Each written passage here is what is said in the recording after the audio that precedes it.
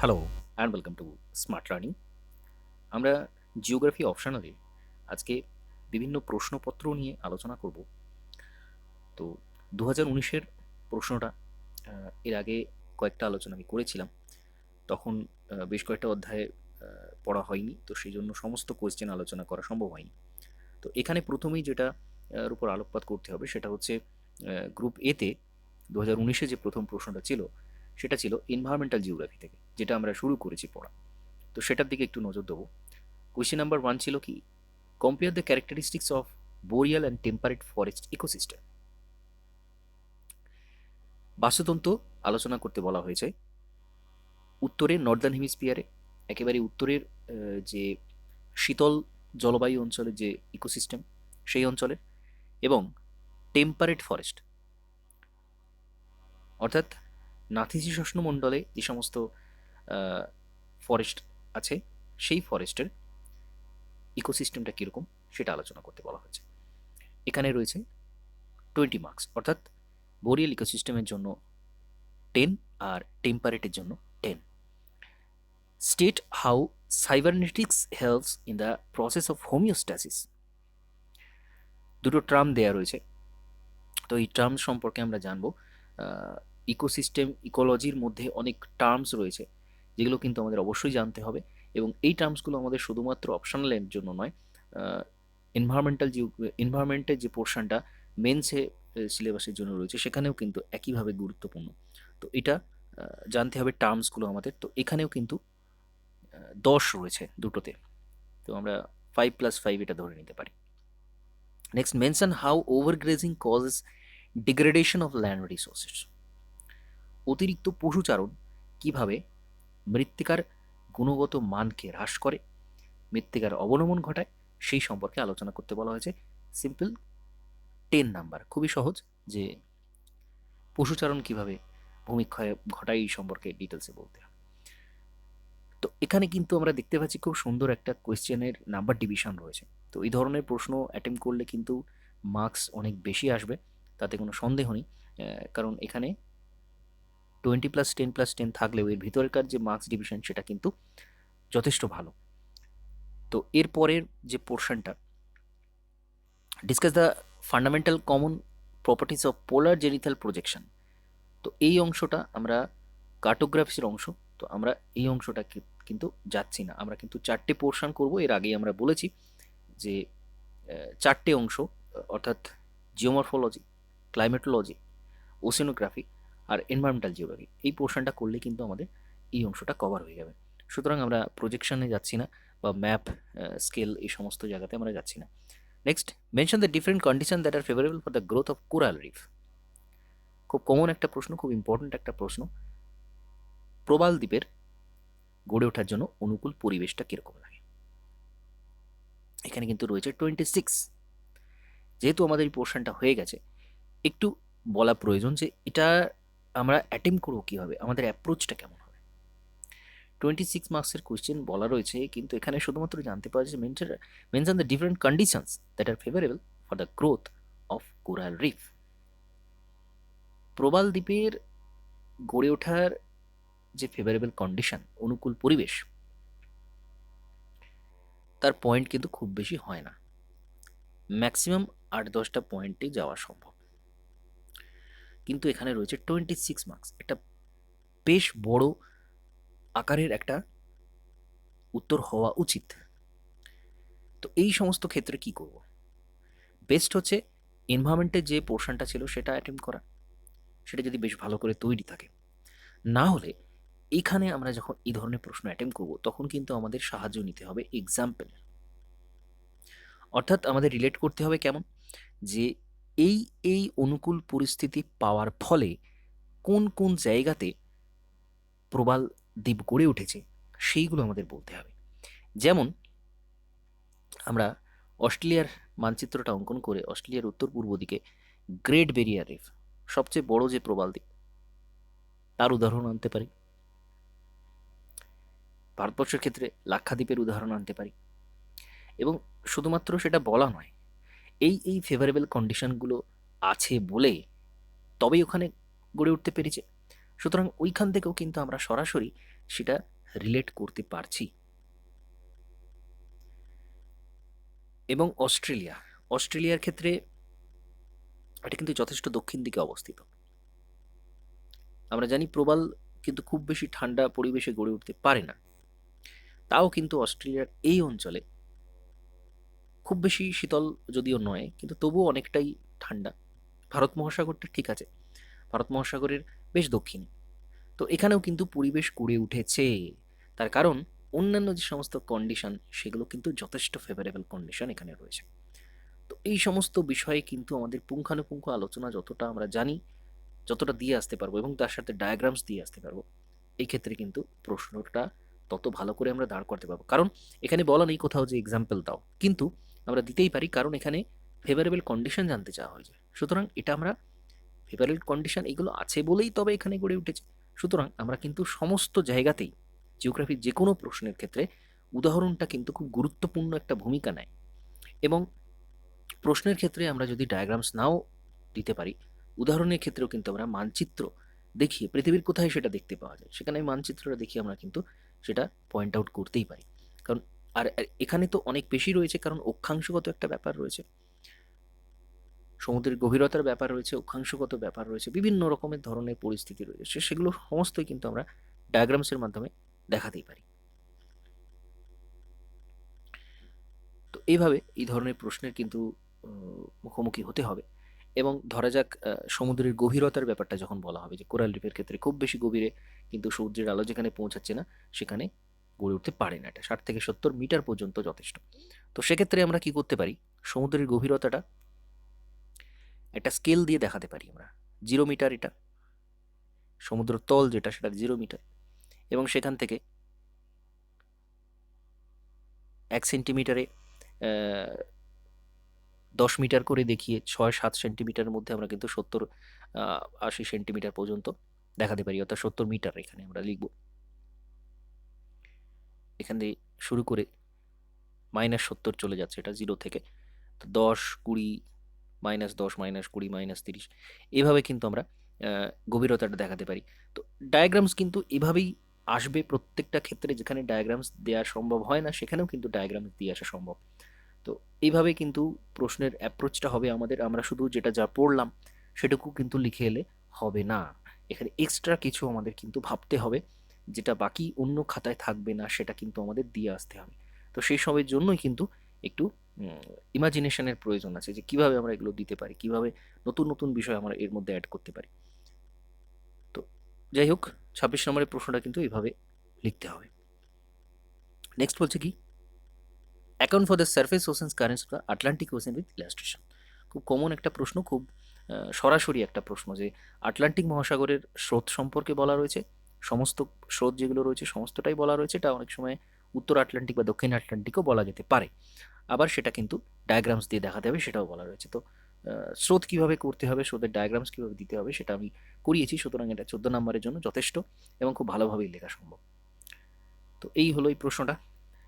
Next, আইসোস্ট্যাসি সম্পর্কে বলতে বলা হয়েছে। আইসোস্ট্যাসি থিওরি, জর্জ এরির থিওরিটা জানতে চাওয়া হয়েছে। তো 22 নম্বরে শুধুমাত্র জর্জ এরির থিওরি, সেখানে কিন্তু অনেক কিছু দেওয়ার কথা, যদিও এর আগে আমি এই কোশ্চেনটা নিয়ে ডিসকাস করেছি, আমি এখানে খুব বেশি ডিটেলসে যাচ্ছি না। নোটস থেকে কিন্তু এটা যথেষ্ট ভালো করে লেখা রয়েছে, সুতরাং এটা লেখা কিন্তু সম্ভব। এবং এখানে কিন্তু প্র্যাটের থিওরিটা বাদ দিতে হবে, বাকি অংশটা পুরোটাই দিতে হবে। Illustrate the fundamental concept of the same physical process and laws that are operate today operate throughout geological time, although not necessarily always with the same intensity as now. তো এটা ফান্ডামেন্টাল যে concept রয়েছে 10টা জিওমরফোলজিতে, সে একটা concept সম্পর্কে বলেছে এখানে, যে same physical process and laws that are operate today operate throughout geological time. Physical যে সমস্ত প্রসেস রয়েছে, যে সমস্ত কার্যকলাপগুলো ভূমিরূপের ক্ষেত্রে সমস্ত ক্ষেত্রে হয়ে চলেছে, এবং সেই সংক্রান্ত যে নিয়মগুলো রয়েছে যেগুলো বর্তমানে কার্য চালিয়ে যাচ্ছে, সেই সব নিয়মগুলো operate throughout geological time, although not necessarily always the same intensity as now. এইখানটাই কিন্তু আমাদের গুরুত্ব দিতে হবে, যে এগুলো প্রিভিয়াস আগেও হতো এই ধরনের কার্যকলাপ। আমরা যে কোনো একটা জিনিস ধরতে পারি, ধরা যাক ক্ষয়কার্য। ক্ষয়কার্য আগেও হতো, কারণ আবহবিকারের যে সমস্ত উপাদান থাকে, সূর্যের তাপ, বৃষ্টিপাত, বায়ুপ্রবাহ, নানান ধরনের বিষয়গুলো কিন্তু আগেও হতো। আবার বর্তমানে হয় এগুলো, 10,000 বছর আগেও হতো, কারণ এই সমস্ত উপাদান ছিল তখন, এখনো হচ্ছে। কিন্তু এই যে গতি, এই যে গভীরতা, সেটা কিন্তু সময়ে সময়ে পরিবর্তিত হয়। কারণ কি? কারণ জলবায়ু পরিবর্তিত হয়। কোনো একটা এলাকাতে শীতল হিমযুগ আসে, গ্রীষ্মের সময় উষ্ণতা আসে।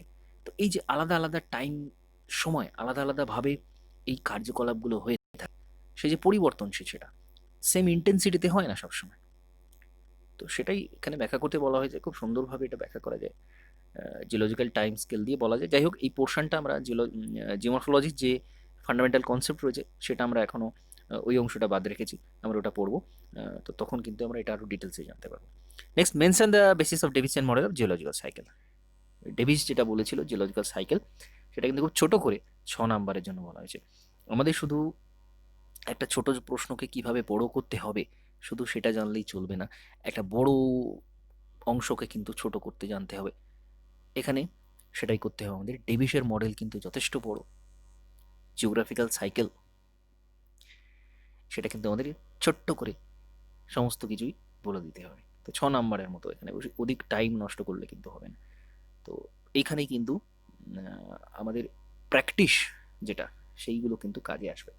আমাদের জানতে হবে যে কোন জায়গাটা বাদ দিতে হবে, কোনো কিছুই বাদ দিলে চলবে না, কোনো পয়েন্টস বাদ যাবে না, কিন্তু ছোট্ট করে সেই বিষয়টাকে বুঝিয়ে দিতে হবে যে এর মানে এইটা। তো এখানে কিন্তু সেই প্র্যাকটিসের জিনিসটা চলে আসছে। আচ্ছা, নেক্সট কি বলছে, explain the condition required for the formation of tropical cyclone. খুব কমন একটা প্রশ্ন, আমরা এটা দেখেছি। ট্রপিক্যাল সাইক্লোন ফরমেশনের যে শর্তগুলো থাকে সেটা আমরা জানি। 20 মার্কসের জন্য প্রত্যেকটা ডায়াগ্রামস দিয়ে উপস্থাপন করতে হবে। State how air mass modification takes place by thermodynamic process. Thermodynamic প্রসেসে কীভাবে এয়ার মাস চ্যাপ্টারটা আমরা এখনো যাইনি। এয়ার মাস চ্যাপ্টারটা আমরা জানলে এটা আমরা করতে পারবো খুব সহজে। হ্যাডলি সেল, 3টে সেল থাকে, ফেরেল সেল, হ্যাডলি সেল, পোলার সেল। তো এই 3টে সেলের মধ্যে শুধুমাত্র হ্যাডলি সেলটা আমাদের ব্যাখ্যা করতে হবে। 8 নম্বরের জন্য যথেষ্ট, এবং সেটা ডায়াগ্রামস দিয়ে দেখাতে হবে। তো এটা গ্রুপ এর পোর্শনের প্রশ্ন আমরা দেখলাম। এরপরে আমরা কিন্তু যেহেতু এনভায়রনমেন্টের পোর্শনটা আমরা তৈরি করছি, তো এনভায়রনমেন্ট পোর্শনের আরও যে সমস্ত প্রশ্ন এসেছে সেগুলোও কিন্তু আমরা দেখব। তো এখানে কিন্তু খুব সুন্দর প্রশ্ন এসেছিল। এই প্রশ্নটা যারা অ্যাটেম্প করেছে তারা কিন্তু যথেষ্ট ভালো মার্কস এখান থেকে আনতে পারবে, কারণ নাম্বার ডিভিশনটা সবচেয়ে কিন্তু এখানে সবচেয়ে বেস্ট। এখানে অ্যাকচুয়াল নাম্বার ডিভিশন যেটা আছে সেটা হচ্ছে 10+10+10+5+5+10+10। এত সুন্দর নাম্বার ডিভিশন কিন্তু এখানে কোনো প্রশ্নেতেই নেই। তো এই জায়গাগুলো কিন্তু আমাদের টার্গেট করতে হবে, এবং এখানে আমরা যে বিষয়টা আগেও বলেছি যে answer any 5 question taking at least 2 from each group. তো এখান থেকে কিন্তু আমরা প্রত্যেকটা গ্রুপ থেকে দুটো দুটো করে নিতে হবে। গ্রুপ এ থেকে 2টো নিতে হবে, গ্রুপ বি থেকে 2টো নিতে হবে, এবং কোনোটা থেকে কিন্তু 3টে নিতে হবে। তো এক্ষেত্রে আমরা 10টা প্রশ্নের মধ্যে থেকে আমাদের কিন্তু 5টা অ্যান্সার করতে হচ্ছে, কিন্তু একটা থেকে 3টে করতে হচ্ছে। এখানে আমরা যথেষ্ট ভালো করেই 3টে যে কোনো সময় জায়গা থেকে আমরা কিন্তু করে নিতে পারি। এই জায়গাটা যদি যেহেতু আমরা বাদ দিচ্ছি, বাকি 4টে থেকে আমরা যে কোনো 3টে করতেই পারি, বা আমরা গ্রুপ বি থেকেও 3টে করতে পারি। তো সুতরাং এই জায়গাটা মাথায় রাখতে হবে। এরপর আমরা এনভায়রনমেন্টের অন্য ইয়ারে কী কী প্রশ্ন এসেছে সেগুলো দেখে নেব। এরপর আমরা দেখব 2018-তে কী প্রশ্ন এসেছিল। তো গ্রুপ এ থেকে এনভায়রনমেন্টের প্রশ্নটা আমরা একটু দেখে নেব। এখানে বলছে explain the characteristics of tropical rain forest biome with special emphasis on the biodiversity of this region. তো 28 নম্বরের প্রশ্ন, এটা আমরা খুব ভালো করে তৈরি করেছি। ট্রপিক্যাল রেন ফরেস্ট বায়োম, ক্রান্তীয় বৃষ্টি অরণ্যের যে বায়োম, এবং সেখানে বায়োডাইভার্সিটিটার উপরেই গুরুত্ব দিতে হবে, কারণ এর মূল যে জায়গাটা সেটা কিন্তু বায়োডাইভার্সিটি, এর যে জীব বৈচিত্র্য, সেটা তো প্রাণী বৈচিত্র্য, উদ্ভিদ বৈচিত্র্য আমরা খুব ভালো করে এখানে দেখিয়েছি, ডায়াগ্রাম সহ এটা কিন্তু দেখাতে হবে। এবং 28 নম্বরের জন্য যথেষ্ট ভালো নোটস, সেখান থেকে আমরা এটা লিখব। Next, mention the major consequence of deforestation. Deforestation আমরা জানি বর্তমানে এনভায়রনমেন্টের একটা খুব বড় থ্রেট ডিফরেস্টেশন হচ্ছে বিভিন্ন জায়গাতে, গাছ কেটে ফেলা হচ্ছে, কোথাও দাবানলের জন্য পুড়ে যাচ্ছে গাছ, কোথাও পুড়িয়ে দেওয়া হচ্ছে। তো এই সমস্ত বিষয়গুলো তার যে কনসিকোয়েন্সেস, এর এর প্রভাব কি হতে পারে, জলবায়ু পরিবর্তন থেকে শুরু করে বড় বড় যে হ্যাজার্ড ডিজাস্টারগুলো পরিবেশের উপর আসছে, তার কিন্তু অন্যতম একটা কারণ ডিফরেস্টেশন। তো সেই সমস্ত বিষয়গুলো আমরা প্রত্যেকে জানি। এনভায়রনমেন্টাল যে সমস্ত পলিউশন বিষয়গুলো রয়েছে, বিশেষ করে এয়ার পলিউশনের বিষয়গুলো, সে সমস্ত বিষয় কিন্তু এখানে আসবে। সমস্ত কিছু, ওজোন হোল থেকে শুরু করে সমস্ত কিছুই কিন্তু এখানে আসবে। গ্রিন হাউস এফেক্ট, সবচেয়ে বড় যে এফেক্টটা হয় ডিফরেস্টেশনের জন্য, গ্রিন হাউস এফেক্ট, সেটাও কিন্তু এখানে আসবে। এবং 12 নম্বরের জন্য এখানে কিন্তু অনেক বেশি লেখা যায়। তো খুবই ইজি বলা যায়, এখানে প্রশ্নটা কিন্তু এসেছিল। কিন্তু নাম্বার ডিভিশনটা আবারও খুব গুরুত্বপূর্ণ, যদিও এখানে যে প্রত্যেকটা প্রশ্ন রয়েছে সেখানে কিন্তু খুব ভালো নাম্বার ডিভিশন দেখা যাচ্ছে না। এখানে যেমন গ্রুপ এতে আমরা প্রশ্নটা একটু দেখে নেব। Critically evaluate Penck's view of cycle of erosion. এখানে আমরা দেখতে পাচ্ছি কি পেঙ্কের সাইকেল অফ ইরেশন এসছে। How does it differ from Davisian cycle of erosion? তো একেবারে সরাসরি প্রশ্ন দিয়েছে পেঙ্ক যা বলেছিল সাইকেল অফ ইরেশন, এবং সে তার ক্রিটিক্যালি ইভ্যালুয়েট করতে বলেছে, অর্থাৎ সমালোচনা করতে হবে। আমরা জানি যে কোনো থিওরিতে সমালোচনা দিতেই হয়, তো পেঙ্কের ভিউটা লিখে তার সমালোচনাটা বলতে হবে।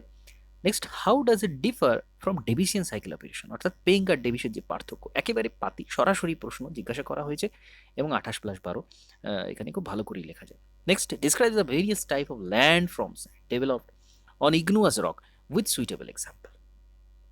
আগ্নেয় শিলার ওপর কি কি ভূমিরূপ গড়ে ওঠে? তো এটা খুব গুরুত্বপূর্ণ একটা প্রশ্ন। এই এই এই পোর্শনটা ওই জিওমরফোলজি জিওটেকটনিকের একটা পোর্শন, তো এই নোটসটা আমি দিয়ে দেবো।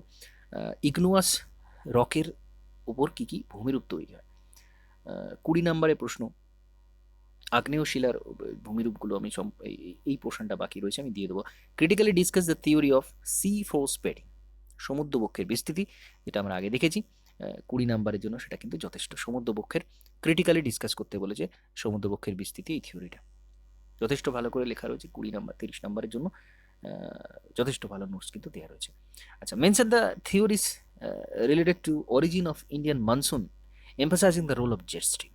সরাসরি আবারও একটা প্রশ্ন, মৌসুমী বায়ু উৎপত্তি এবং তার সাথে জেট স্ট্রিমের সম্পর্ক আমরা খুব ভালো করে তৈরি করেছি। 22 থেকে 30 নম্বরে এটা বড় প্রশ্ন, খুব ভালো করে লেখা যায়। Next, explain the phenomena of ozone depletion and its consequence. খুব সরাসরি প্রশ্ন দিয়েছে যে ozone hole, ozone depletion, ozone hole নিয়ে আলোচনা করতে হবে।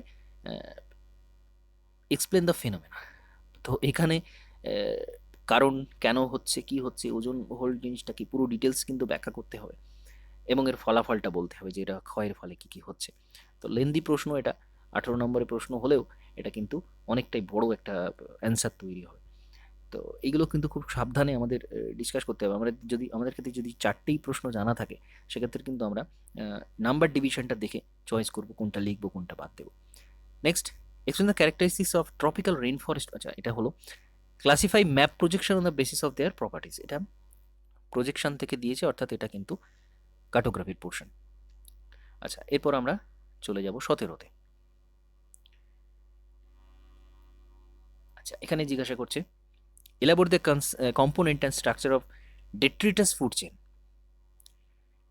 ডেট্রিটাস ফুড চেন যেটা রয়েছে, ডেট্রিটাস খাদ্য শৃঙ্খল যেটা, সেটাকে নিয়ে আলোচনা করতে বলেছে, এবং এর উপাদানগুলো কী এবং এর গঠনটা কীরকম সেটাকে কিন্তু 15 নাম্বার আছে। একটা ফুড চেন নিয়ে 15 নাম্বারের লেখা কিন্তু যথেষ্ট, খুব বেশি বড় কিন্তু অ্যান্সার হবে না, কিন্তু এই জায়গাটাতে একটু বিভিন্নভাবে বড় করতে হবে লেখাটা, পয়েন্টস এক্সট্রা কিছু দেওয়া বা ডায়াগ্রামস আরও বেশি আনা, সেগুলো নিয়ে পরে আলোচনা করবো এটা। আচ্ছা, যাই হোক, next, discuss briefly about the natural hazard occurring in the humid tropic.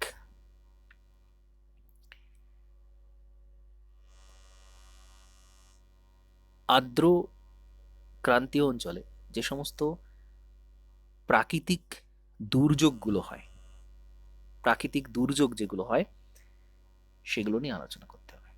Humid অঞ্চলে কি ধরনের দুর্যোগ হয়? মূলত ক্রান্তীয় ঘূর্ণিঝড় সবচেয়ে যেটা ভয়ঙ্কর হয়, ক্রান্তীয় ঘূর্ণিঝড়, এছাড়া খরা, বন্যা, ঘূর্ণিঝড়ের সাথে বন্যা সম্পর্কযুক্ত অতিরিক্ত বৃষ্টিপাত, বন্যা এখানে হয়। হিউমিড অঞ্চল মনেই কিন্তু এখানে নির্দেশ করে দিচ্ছে যে এখানে বৃষ্টিপাত এবং এই ধরনের যে সমস্ত বিষয়গুলো সেগুলো সমস্তই কিন্তু হিউমিড ট্রপিকের গুরুত্বপূর্ণ, এবং এটা 25 নম্বরে রয়েছে। খুব সাবধানে, আরও অনেক কিছু হ্যাজার্ডস এর মধ্যে রয়েছে, সমস্তই কিন্তু আসবে। খরাও কিন্তু আসবে, কারণ এটা কিন্তু এর সাথে পুরোপুরি সম্পর্কিত। হিউমিড অঞ্চলে যে খরা হবে না এরকম কোনো নিশ্চয়তা নেই। বৃষ্টিপাতের পরিমাণ সবসময় সব জায়গায় সমান থাকে না। বিশেষত আমরা মৌসুমি বায়ুর দেশের সাথে তুলনা যখনই করব তখনই কিন্তু অনিশ্চয়তার ব্যাপারটা আসবে মৌসুমি বায়ুর, এবং সেখানে কিন্তু খরার বিষয়টাও আসবে। তো এই এরকম ধরনের অ্যান্সারটা কিন্তু এখানে লিখতে হবে। Next, how are thematic map, এটা এখানে চলে আসছে এটা। আচ্ছা, এরপর আমরা দেখব গ্রুপ এ অন্যান্য কি প্রশ্ন এসেছে 2017-তে। How do earthquake waves help to understand the interior of the earth. বিভিন্ন যে তরঙ্গ থাকে, তরঙ্গ, ভূমিকম্পের যে তরঙ্গ থাকে, পি তরঙ্গ, এস তরঙ্গ, এল তরঙ্গ, এইগুলো থেকে আমরা পৃথিবীর অভ্যন্তরভাগ সম্পর্কে কি করে জানতে পারি, কি জানতে পারি? তো এগুলো কিছু নয়, এটা পি এস এল এর বৈশিষ্ট্যগুলো থেকে, সেখান থেকে কিন্তু আমাদের এটা বলতে হবে।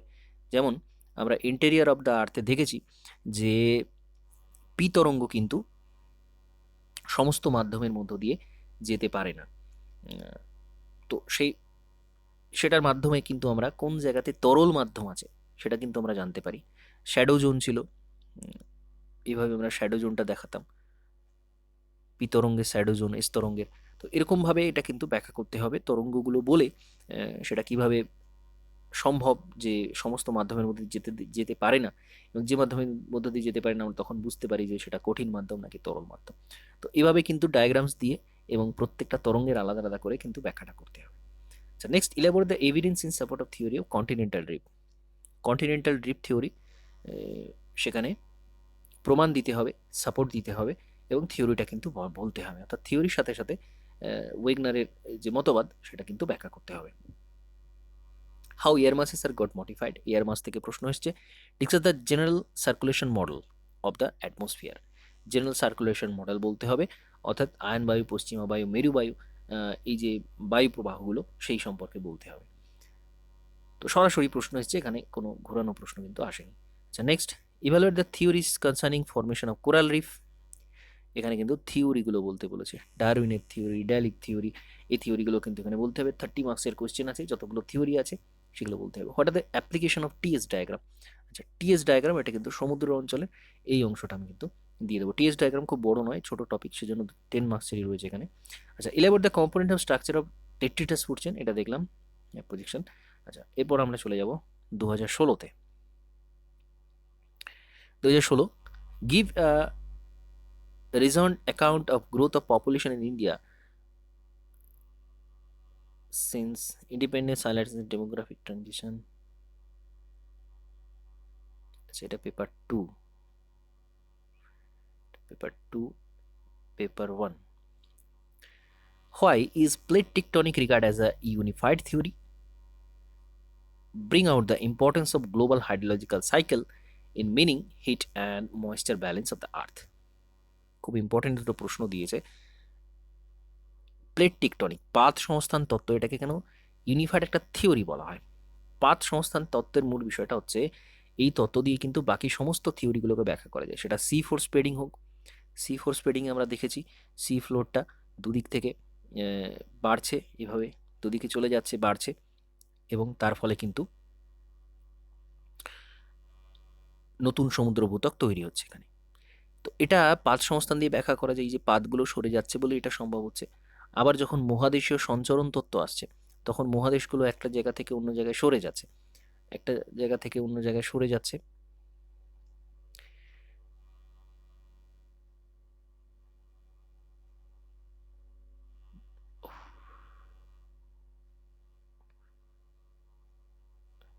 আমরা যদি খুব রাফলি আফ্রিকা এবং দক্ষিণ আমেরিকার ম্যাপটা দেখি তাহলে কিন্তু আমরা দেখব এরা দুজন কিন্তু জোড়া লেগে যেতে পারে এভাবে। তো মনে করা হয় একসময় এরা দুজন একসাথে ছিল এবং পরবর্তীকালে এরা কিন্তু সরে গেছে। তো এটাও কিন্তু পাত সংস্থান দিয়ে ব্যাখ্যা করা যায় যে এর নিতে যে পাতগুলো রয়েছে সেটা চলমান, তার ফলে কিন্তু এটা হচ্ছে। আবার পর্বত উৎপত্তিজনিত মতবাদ, আমরা হিমালয় পর্বত উৎপত্তি দেখেছি যে ভারতবর্ষ কিন্তু একটা সময় উত্তর দিকে সরে গিয়ে বর্তমান ইউরেশীয় পাতের সাথে সংঘর্ষের ফলে এর মাঝে হিমালয়ের উৎপত্তি হয়েছে। তো এইভাবে পাত সংস্থান যে বিভিন্ন থিওরিগুলোকে ব্যাখ্যা করছে, এইটাই বলতে জানতে চেয়েছে এখানে, এবং সেটাকে নিয়ে বলতে হবে। 20 মার্কসের রয়েছে, প্রত্যেকটা থিওরি নিয়ে অল্প বিস্তর আলোচনা করলে এটা কিন্তু যথেষ্ট ভালো উত্তর দাঁড়াবে, এবং সেখানে ডায়াগ্রামস দিতে হবে। হাইড্রোলজিক্যাল সাইকেল, এটা নিয়ে বলতে হবে। হাইড্রোলজিক্যাল সাইকেল কিভাবে জল চক্রাকারে আবর্তিত হয় পরিবেশ থেকে, অর্থাৎ সমুদ্র থেকে বাষ্পীভবন বায়ুমণ্ডলে যায়, বায়ুমণ্ডল থেকে বিভিন্ন মাধ্যমে ঘুরে আবার সমুদ্রে ফিরে আসে। তো সেই ব্যালেন্সটা বলতে হবে কিভাবে হয়। Explain the factor controlling tropical cyclones, ক্রান্তীয় ঘূর্ণবাদ কন্ট্রোলিং ফ্যাক্টর বলতে হবে 20 মার্কসে। Discuss the characteristic feature of summer monsoon rainfall in India.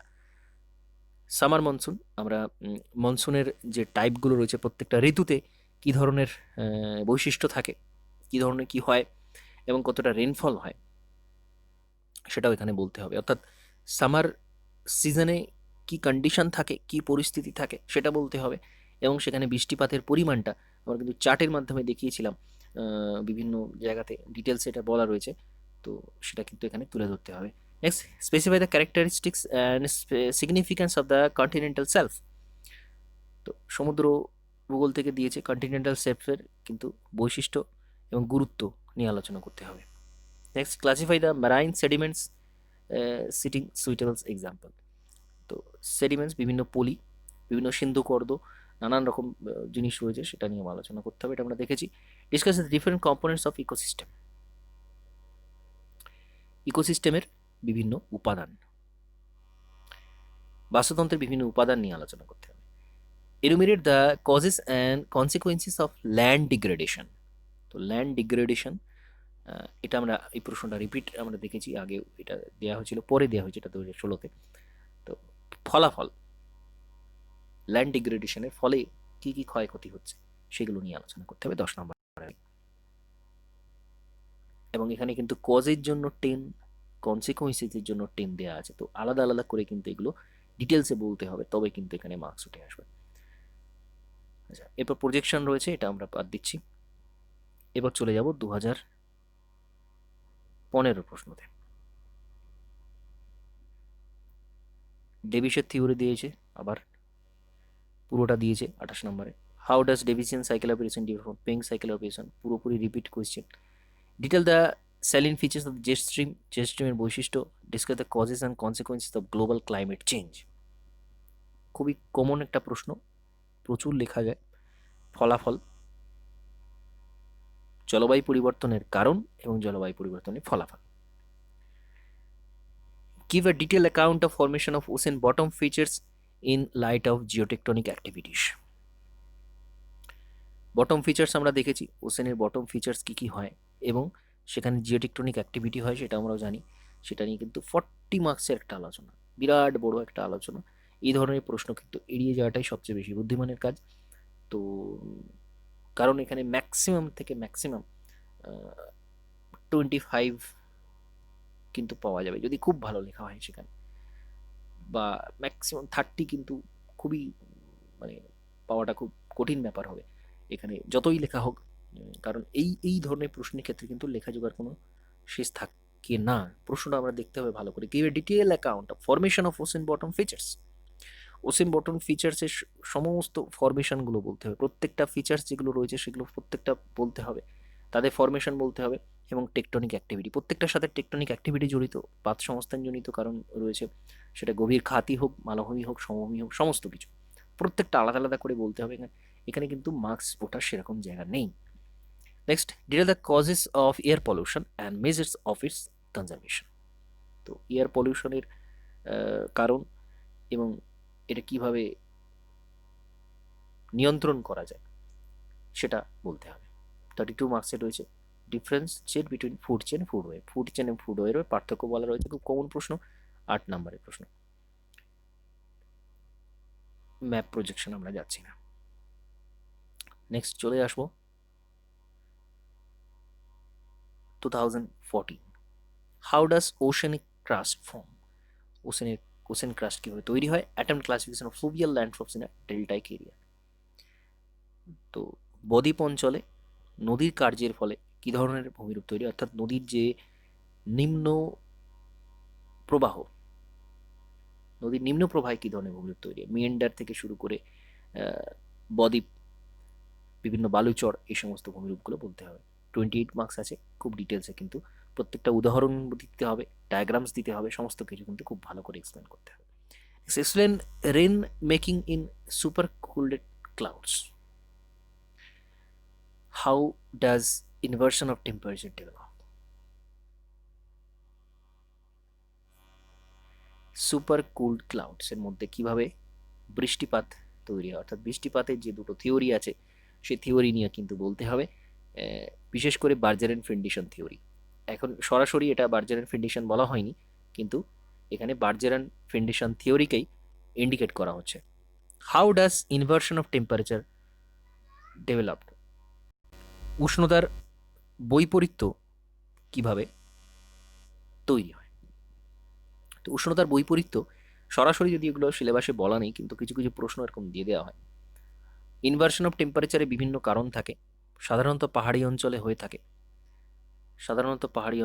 থাকে, উপরের যে শীতল বায়ু সেটা নিচে নেমে আসে এবং নিচের উষ্ণ বায়ুটা উপরে উঠে যায়, তার জন্য পাহাড়ি অঞ্চলে নিচে ঠান্ডা থাকে এবং উপরে উষ্ণ থাকে তুলনামূলক। এই যে উষ্ণতার বৈপরীত্য, সাধারণভাবে এটাকে ইনভার্সন অফ টেম্পারেচার বলা। এটা অন্যান্য জায়গাতে খুব একটা দেখতে পাওয়া যায় না, পাহাড়ি অঞ্চলেই হয়।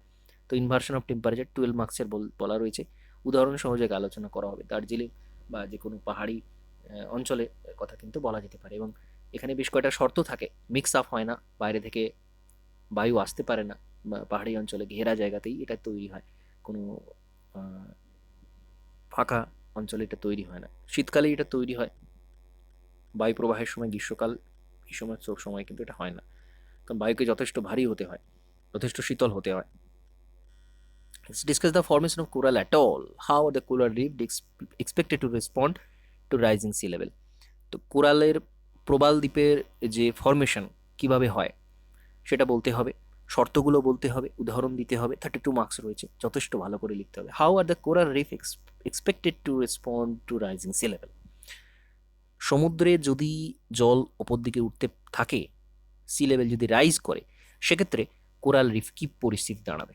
আমরা শর্ত জেনেছি, কোরাল রিফ কিন্তু খুব বেশি গভীরে থাকতে পারে না। সমুদ্রের সি লেভেল রাইসের অর্থ কি? সি লেভেল রাইসের অর্থ হচ্ছে, রিলেট করে কিন্তু এটা বলতে হবে যে সি লেভেল রাইসের অর্থ হচ্ছে গ্লোবাল ওয়ার্মিং, বিশ্ব উষ্ণায়ন। তার ফলে সমুদ্রের জল বাড়ছে, হিমবাহগুলো গলছে, নদী থেকে বেশি জল আসছে, এবং আন্টার্কটিকার হিমবাহ গলে যাচ্ছে, তার ফলে সি লেভেল রাইস হচ্ছে। গ্লোবাল ওয়ার্মিং যখনই হবে তখন কিন্তু কোরালের ব্লিচিং তৈরি হবে, প্রবাল দ্বীপে যে সমস্ত জুজানথালি আছে তারা কিন্তু থাকবে না আর মারা যাবে। তো যাই হোক, এই সমস্ত বিষয় রিলেট করে বলতে হবে যে, অর্থাৎ এখানে কিন্তু প্রশ্নটা ঘুরিয়ে দেওয়া হয়েছে যে কোরাল ব্লিচিং সরাসরি না বলে এখানে কিন্তু ঘুরিয়ে প্রশ্নটা করা হয়েছে। তো 8 নম্বরের প্রশ্নের উত্তরটা দিতে হবে, এবং এটা কিন্তু সাজিয়ে সুন্দর করে দেওয়া যায়, এবং এখানেও ডায়াগ্রামস দেওয়া যায় যে কোন কোন এলাকাগুলো বেশি এফেক্টেড হবে সি লেভেল রাইজ করলে। উপকূল অঞ্চলে যে সমস্ত রয়েছে প্রবাল দ্বীপগুলো, সেগুলো কিন্তু সবই ধ্বংসের মুখে পতিত হবে। নেক্সট, আর্থকোয়েক,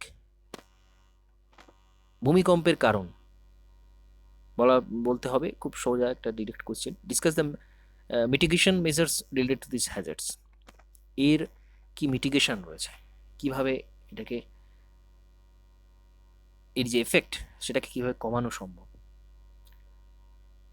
যেহেতু আর্থকুইকের পূর্বাভাস সেই অর্থে দেওয়া সম্ভব হয় না, এখনো পর্যন্ত এরকম কোনো বিষয়ে উদ্ভাবন হয়নি যে আর্থকুইকের পূর্বাভাস দেওয়া যাবে, কিন্তু তবুও এই ধরনের হ্যাজার্ডের ক্ষেত্রে কীভাবে মোকাবিলা করতে হবে সেগুলো নিয়ে আলোচনা করতে বলা হয়েছে। 20 মার্কসের কোশ্চেন, এটা কিন্তু 20 মার্কসের মতো লেখাটা কিন্তু যথেষ্ট ডিফিকাল্ট। পোস্ট হ্যাজার্ড হয়ে যাওয়ার পর যে সমস্ত মিটিগেশনগুলো করা হয় সেইগুলো নিয়ে এখানে বলতে হবে। আমরা হ্যাজার্ড নিয়ে যখন ডিসকাস করবো ডিটেলসে, তখন বিষয়টা আরও বেশি পরিষ্কারভাবে আলোচনা করা যাবে। তো এই 4টে প্রশ্ন এখানে দিয়েছে। আচ্ছা, এরপর আমরা চলে আসবো 2013-তে। 2013 how does the theory of plate tectonic explain the process of mountain building? তো মাউন্টেন বিল্ডিং কিভাবে হয়, কিভাবে পর্বতের উৎপত্তি হয়, সেটা প্লেট টেকটনিক থিওরি দিয়ে বলতে বলা হয়েছে। খুব কমন ব্যাপার, হিমালয়কে বেস করে এটা বলা যায়। এবং তারপরে বলতে হবে যে আরও অন্যান্য যে সমস্ত নবীন ভঙ্গিল পর্বতমালা রয়েছে, আন্দিজ, রকি, এগুলো এই ধরনের ফলাফলে উৎপত্তি হয়েছে। Give or answer taking the origin of Himalayas, explain the resultant landforms due to karst process. আচ্ছা, এখানে সরাসরি বলেই দিয়েছি যে হিমালয় নিয়ে বলতে হবে, এটা 10 মার্কস। এবং কাস্ট প্রসেস, কাস্ট ল্যান্ডফর্ম আমরা জানি, কাস্ট প্রসেসের ফলে কি তৈরি হয়, অর্থাৎ এখানে এই চুনাপাথরের গলনের ফলে যেটা ক্যালসিয়াম কার্বনেট থেকে ক্যালসিয়াম বাইকার্বনেট হয়ে, তার ফলে যে কাস্ট ল্যান্ডফর্ম, সেটা নিয়ে বলতে হবে। আচ্ছা, ক্লাসিফাই ইয়ারমাস। ইয়ারমাস আমরা এই প্রশ্নটা জানবো। ক্লাসিফাই করতে হবে, শ্রেণীবিভাগ করতে হবে। Bring the scheme of classification of climate as propounded by Koppen, mentioning its principles. কোপেনের ক্লাইমেট ক্লাসিফিকেশন দেওয়া আছে। আচ্ছা, যেহেতু এটা 2013 সালে, অর্থাৎ 2013 সালে সিলেবাস চেঞ্জ হয়েছিল, অর্থাৎ 2014 থেকে নতুন সিলেবাসে হয়েছে। 13 থেকে যে সমস্ত প্রশ্ন, সেগুলো কিন্তু মার্কস কম রয়েছে, কিন্তু প্রশ্নগুলো গুরুত্বপূর্ণ। এই প্রশ্ন বেশি মার্কস দিয়ে কিন্তু রিপিট হবে, একই সিলেবাস যেহেতু। কোপেনের ক্লাসিফিকেশন দেওয়া হয়েছে, খুব গুরুত্বপূর্ণ। আমরা দেখেছি এটা সরাসরি বলতে হবে, কোপেন যা বলেছিল সেগুলোই বলতে হবে। What are submarine canyon? Submarine ক্যানিয়নগুলো কি? গভীর গিরিখাত যেগুলো সমুদ্রের, সেগুলো বলতে হবে। হাউ আর দে অরিজিনেটেড, কীভাবে এটা তৈরি হয়। Make an outline of ocean current as level of in the Atlantic ocean. Atlantic ওশেনের কারেন্টস কী কী রয়েছে সেটা বলতে হবে। Explain the significance of biogeochemical cycle, very very important. Biogeochemical cycle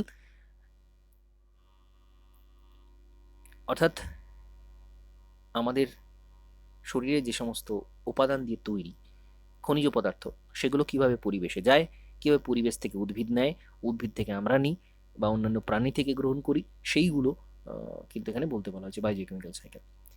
enumerate the factors of environmental degradation, পরিবেশ অবনমনের কারণ অর্থাৎ দূষণ নিয়ে বলতে হবে। Suggest suitable measures to mitigate air and water pollution, air water পলিউশনে কীভাবে এটা আমরা সলিউশন আনতে পারি, সেগুলো নিয়ে বলতে হবে।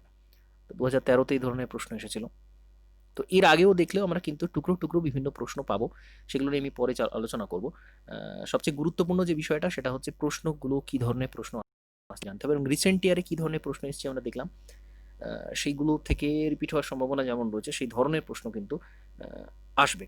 তো আমাদের এখানে যেটা করতে হবে, প্রশ্নের উত্তর তৈরি করার সাথে সাথে টেক্সট থেকে বিভিন্ন বিষয় কিন্তু আমাদের জানতে হবে। তো আমরা এরপর যেটা করব সেটা হচ্ছে এনভায়রনমেন্টের যে টুকরো টুকরো কনসেপ্টগুলো রয়েছে, যেমন এখানে হোমিওস্ট্যাসিসের কথা বলা হয়েছে, এছাড়া ইকোটোন, ইকোলজিক্যাল নিচ, আরও যে বিভিন্ন বিষয়গুলো পার্থক্য দেওয়া হয়েছিল, যেমন ফুড চেন, ফুড ওয়েভের পার্থক্য সরাসরি দেওয়া হয়েছে। তো এই ধরনের প্রশ্ন কিন্তু আমরা সরাসরি তৈরি করবো। এছাড়া বাস্তুতন্ত্রের উপাদান সম্পর্কে জানতে চাওয়া হয়েছিল, খুব কমন প্রশ্ন। তো এইভাবে আমরা কিন্তু এগুলো তৈরি করব এবং ডিটেলসে আমরা পড়বো, টেক্সট থেকেও পড়বো, যাতে করে প্রশ্ন ঘুরিয়ে এলে যাতে করে আমরা লিখতে পারি।